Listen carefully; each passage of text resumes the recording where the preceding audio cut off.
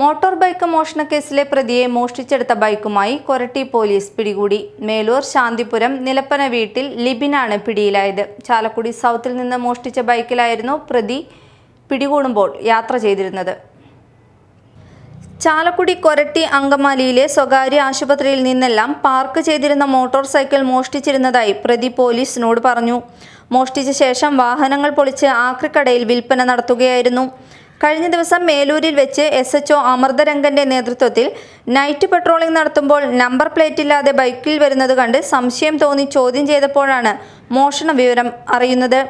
ചാലക്കുടി സൗത്തിൽ നിന്ന് മോഷ്ടിച്ച ബൈക്കിലായിരുന്നു പ്രതി പിടികൂടുമ്പോൾ യാത്ര ചെയ്തിരുന്നത്. പ്രതിയെ കൊണ്ട് വാഹനങ്ങൾ പൊളിച്ചുവിറ്റ സ്ഥലങ്ങളിൽ എത്തിച്ച് തെളിവെടുപ്പ് നടത്തി. വിവിധ കേസുകളിൽ ഇയാൾ പ്രതിയാണെന്ന് പറയപ്പെടുന്നു. SHO അമൃതരംഗൻ, SI മാരായ OG Shaju, CP Shibu, Rejimon NS, KA Joy, ASI Nagesh KC, senior CPO മാരായ സജീഷ് കുമാർ, ശ്യാം ആന്റണി, ഉണ്ണികൃഷ്ണൻ, CPO മാരായ ജോയ്, മണിക്കുട്ടൻ, ഹോംഗാർഡ് ജോയ് എന്നിവരുടെ നേതൃത്വത്തിലായിരുന്നു അന്വേഷണം നടത്തി പ്രതിയെ പിടികൂടിയത്. Media time, Chalakudy.